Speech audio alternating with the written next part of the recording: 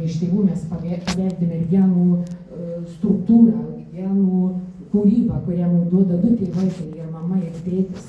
Ir mažiausiai mes sveikatos paimam iš aplinkos. Taip, 20% sveikatos mums duoda tai erdvė, kur mes gyvenam.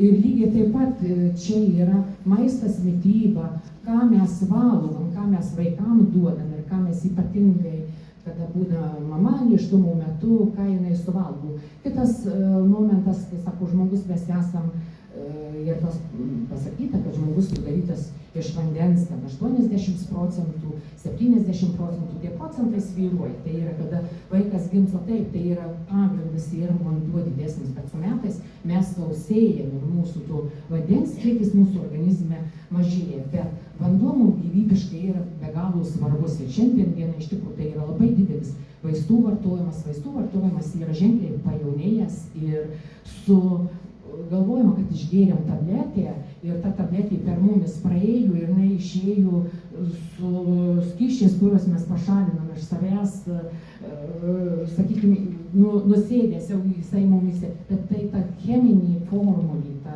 cheminė sudėtis tų vaistų praėjo per mūsų organizmą ir papuolė į vandenys. Ir, sakykime, taip susimaišo su gruntiniais vandenys ir mūsų vanduo iš tikrųjų pasidaro užterštas. Tai ypatingai, jeigu mes daugiau mažiau naudojam lietaus vandenį, tuo pačiu lietaus vandeniu girdom gyvulius, kurių naudojam mėsą, kiaušinius ar kitus kažkokius tai produktus. Ir lygiai taip pat tas pačias daržovės, kurias mes tręšiame, paprastai būna pasakyta, kad aš gyvenu ekologiškai, aš vartoju savo daržo augalus, bet kas iš dangaus nukrito ant žemės ir kas tam augale, tas augalas įsiurbė, mes paprastai to net nebežinom.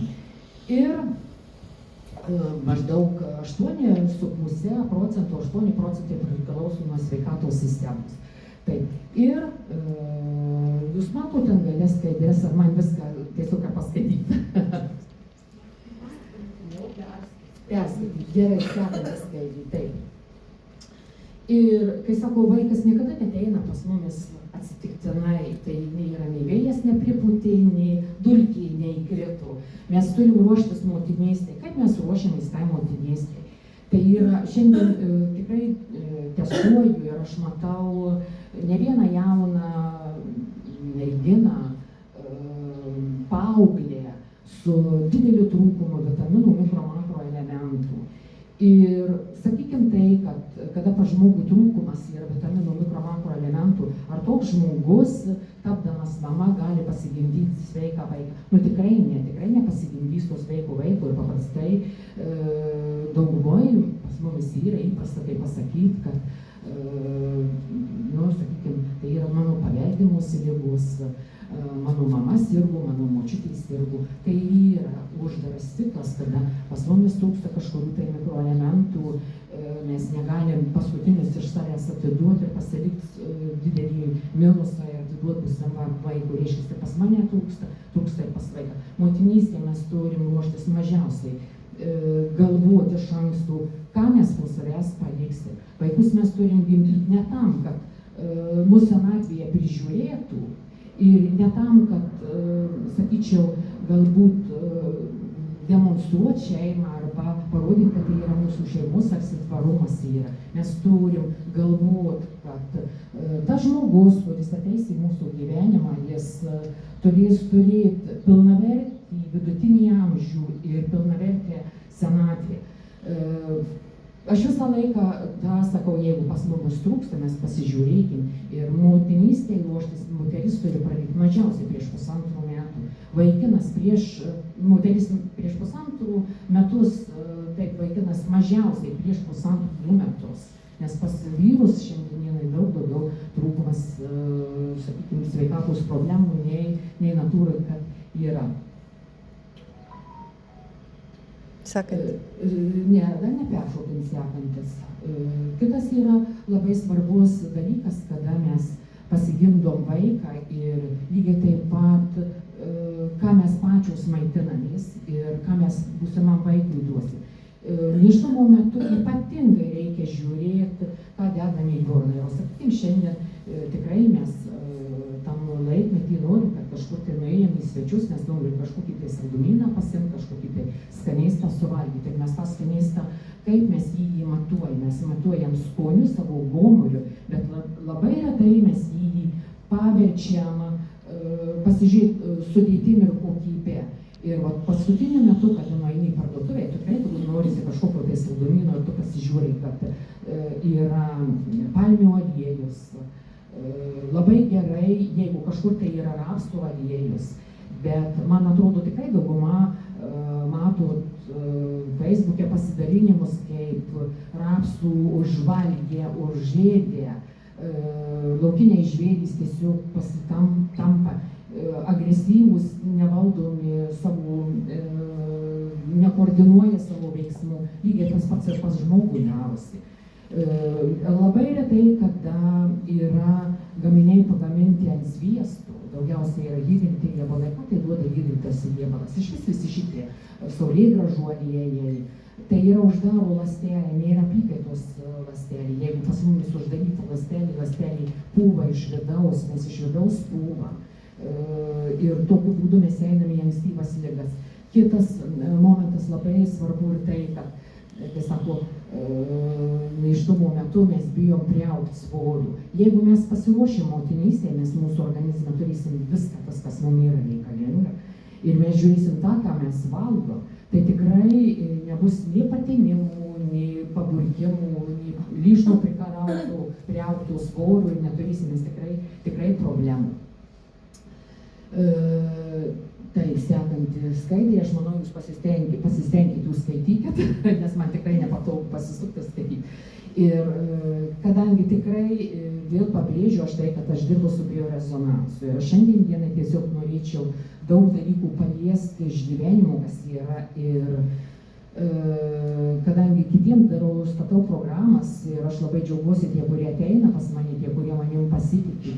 Ir tiesiog žiemos laikotarpis man šįmet reikėjo praeiti medicininę apžiūrą. Ir kadangi technikinė mašinos apžiūra be sveikatos medicininės apžiūros bus negalima praeiti. Ir galvoju, viskas, ažiotažas, reiškia, tai reikia tą padaryti. Ir taip, manau, kovo mėnesį nueita pas medikus, patiduoti vizityrimai, kas yra reikalinga, dar papildomus susisakiau ir pasižiūrėjau, viskas idealu. Viskas idealu, tikrai, kaip nieko negaliu, galbūt vienintelis cholesterolis 5 ir čiučiut, jeigu pasižiūrėt, eritrocitų tūris, man krenta akis, kad tai yra biškai per mažas, bet šeimos gydytojai sako, viskas yra labai puiku, viskas labai gerai, aš aišku, 2 metai nebuvau buvus.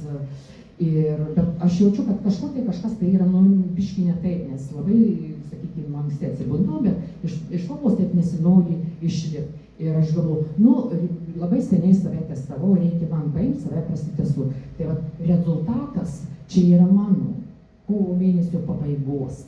Ir, sakykime, tai, kai sako, tikrai vartoju maisto papildus ir pagal programą buvo sausis, vasaris, kovas, tai yra žarnyno valymas, kepenų valymas. Ir pasižiūrėkim, tai, matot, tai apatinė žalia, reiškia, mano šitų vitaminų norma. 2 šitos eilutės yra vidutinis trūkumas. Viršutinė eilutė ypatingai stipriai išreikštas mano trūkumas. tą reikia suprasti, kad niekada nebus vitaminai atskirai eidantys, jie eina kartu su mikroelementais. Jeigu pas mane trūkumas vitaminų, reiškia, pas mane bus trūkumas ir mikroelementų. Ir aš pasidariau antrą mikroelementinį tyrimą ir aš pasižiūrėjau, sakykime, praktiškai apie 15-20 mikroelementų buvo trūkumas. Tegul bus nedaug, 3, 4, 5 procentai. Daugiausiai 10 procentų trūko kalio. Ir, sakykime, vėl tai yra tikrai, aš esu tas, kuris ne vieną buteliuką vienu metu vartojantis. Aš vartojantis 10-15 buteliukų, aišku, tai yra pagal nuotaiką, pagal viską. Ir aš tada susigėliau, viskas reikia man, sakykime, save paruošti vasarai, nes vasara bus tempas. Taip, einam toliau. Taip, žmogaus, kada mes pagimdom savo vaiką, ir vaiko vystymosi etapai susideda iš 7-mečių ciklų. Ir ypatingai yra labai svarbus pirmi 3-7-mečiai vaiko vystymosi etapai. Sekanti skaidrė, taip.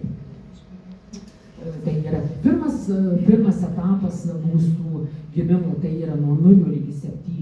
Ir šitas etapas yra skirstomas į 3 dar smulkesnius etapus.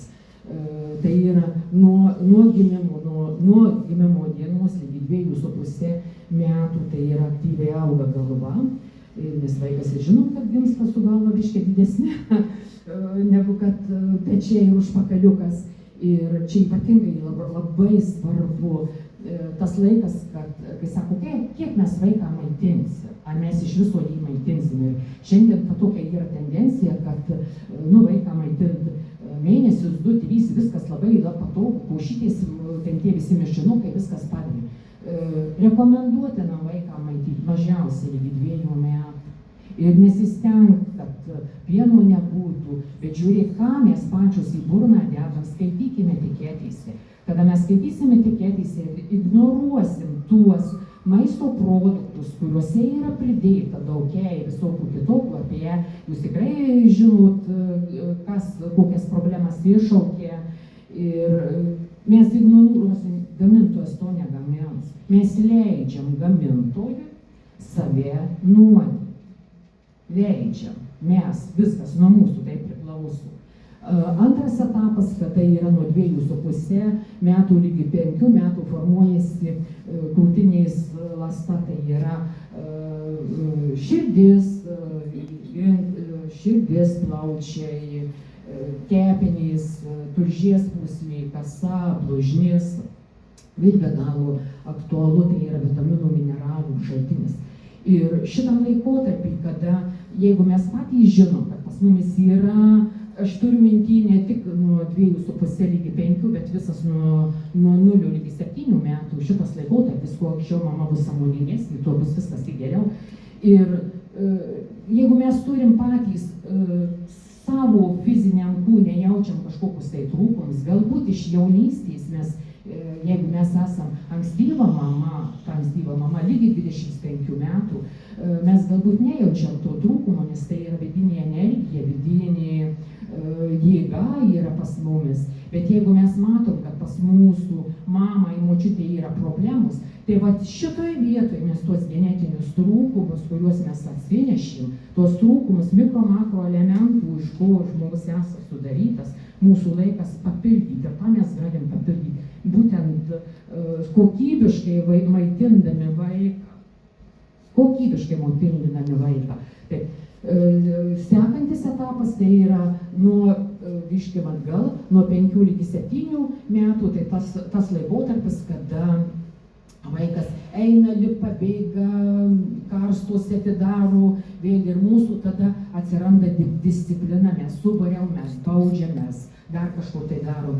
Ir vaiko atsiradusios įtampos, sakykime, atsilieps vyresniam amžiui. Tai yra, kada mokykloje, pavyzdžiui, mes mokysimės ir mokytojas griežtesnį žodį pasakė, arba mus pakvietė prie lentos netikėtai, mes išsigandom ir mus spaudė. Mes negalim žodžio pasakyti, arba atsiranda mikčiojimas, arba tiesiog vyresnio amžiaus žmonėm išauga tikimybė susirgti 56-63 Alzheimerio ligom. Taip, perskaityti, kas raudona, perskaityti. Neskaitau, sekantis etapas eina, tai yra nuo 7 lygi 14 metų laikotarpis. Tai yra, šitam laikotarpį formuojasi kraujotaka, kvėpavimo sistema, širdies, ypatingai tai yra aktyvus, sakyčiau, reikėtų, vėl, jeigu mes turim kažkokius tai sveikatos trūkumus, nesistengt vaikus išsukti iš fizinio lavinimo pamokų, tai yra judesys, nes čia yra raumenų, kaulų, kremzlių struktūra formuojasi, tai yra būtinas tiesiog judėjimas, fizinis aktyvumas. Nes vėl, sakykime, senatvėje gali atsirasti pas mumis vienokios ar kitokios didesnės sveikatos problemos. Nuo 14 iki 21 metų, taip, šitas yra pats sunkiausias laikotarpis, tai yra mūsų brendimo laikotarpis, mūsų išėjimas į savarankišką gyvenimą. Ir šitam laikotarpį, kada jau mes padarėm spragas, tai jos jau matosi ant kūno paviršiaus, tai yra brendimo laikotarpis, sakykime, vėl trūkumas, kada mes labiausiai turėjom gal pakankamą kiekį mikro makro elementų, čia yra išstypimas, pasižiūrim gatvėje jaunuolius, taip, yra kaulų kratiniai, ant kaulų ištraukta oda, tarp kojų gali pralyst kitas, taip, čia yra nenormalus dalykas, todėl buvo mažas fizinio krūvio kiekis, tuo labiau ir taip, mikroelementų manganų trūkumas, tai intraląstelinis mikroelementas, kuris skatina ląstelių atsinaujinimą, raumenio vystymąsi. Taip, ir lygiai taip pat šitam laikotarpį, kai sako, yra tėvams sunku susitarti su vaikais. Tai yra pirmas ženklas, kad yra begalinis disbalansas mikro makro elementų, tai yra, kai sako, viduj ten audros verda ir hormonam reikia gamintis, brendimas lytinių liaukų, nuo šito laikotarpio priklauso mūsų, sakykime, vidutinis amžius ir mūsų vyresnis amžius, kada mes išeisim į menopauzę, kada vyras impotentas pasidarys, kada, sakykime, išeis kitos problemos, arba spermos kokybės nebebus, arba mergina negalės pastoti, arba įsinešioti. Tai vat išlenda visi šitie trūkumai šiandien, tai turbūt iš 10 porų 3 poros jaučia, sprendžia nevaisingumo problemas. Tai yra skaičiai Lietuvoje į metus vidutinis apvaisinimas yra daromas 400 porų, 40 kartų yra didesnis poreikis. Tai vat galima įsivaizduoti, kiek, sako, mes jau vaikus pradedam, ne vaikus auginti, bet vietoj vaikų gyvūnėlius į namus parsinešti ir rūpytis gyvūnėliais tokių daugiau nei pačiais vaikais. Taip, sakykime, skambus pavadinimas, ar ne, kvaila gyventi pagal reklamą. Ir šitą vietoje aš turbūt norėčiau pereiti į kitą pusę, tai yra į tą pusę, apie kurią iš viso, sakykime, mūsų laikmetį nebešneka. Ir jeigu šneka, tai yra daugiau šnekama tokiuose, sakykime, nedidelėse grupėse, tai yra tam tikrose mokyklose, kurie domisi daugiau mažiau energijom, ezoterika, o mūsų bendram švietime, mūsų šeimos švietime šitos temos tiesiog yra nutylimos arba iš viso apie jas mes nebekalbam. Ir aš šiandien paliesiu, bet, sakykime, ir vėl gaila tai, kad šitos salės auditorijos kolektyvas tikrai negimdys. Ir taip, sakykime, šiandien dienai reiktų tą pasakyti, kad vaikų, pirmiausia, taip tiesiog noriu paklausti, nes tokia tema, kur nelabai norėčiau kalbėti, bet aš priversta būsiu, aš tą kalbėsiu, aš tikrai kalbėsiu. Ar yra kas nors tarp mūsų, kas augina veislinius gyvūnėlius, tai yra šuniukus, kačiukus ar kažkokius kitokius? Yra, taip. Reiškia, jūs, ką jūs auginat iš veislinių? Sibirinę laiką, o veisimą veisę daro? Ne. Bet su viskuo? Ne, priglaustutė. Priglaustutė, taip. O, sakykime, tie, kurie veisyklą turi pardavimui, gina veislius? Turiu, bet veisyklos dar neturiu. Veisyklos neturiu, bet... Gyvūną turiu, bet neveisiu. Bet planuojat veisti? Galvoju. Taip, tai labai smagu. Tai tada, sakykime, jūs man pritarsit arba man prieštarausit. Paliesiu, sakykime, tai turbūt reikėtų apie žmonės galvoti, bet aš pradėsiu nuo gyvūnų. Nes kartais mes tiesiog, jeigu mes žinom viską apie gyvūną, tai mes mažai žinom patys apie save. Ir jeigu mes turim veislinius šuniukus ar kačiukus, sakykime, kažkuria tai veislė, ir mes turim patelę, ir mes norėsim turėti veisyklą. Ir mes lygiai taip pat tai patelė, norėdami turėti pasus, sakykime, gimstantiem vaikam, mes parinksim tai kalytei ar katytei patiną. Ir jokių būdų mes nesistengsim supauruoti tą veislinę, sakykime, patelę su nekilmingu patinu. Ir jeigu nedaug dieve, toks atsitiko dalykas, kad šitą kilmingą mūsų veisimo patelį netyčia susipauravo su nekilmingu patinu. Ir mes ją išbraukuoja.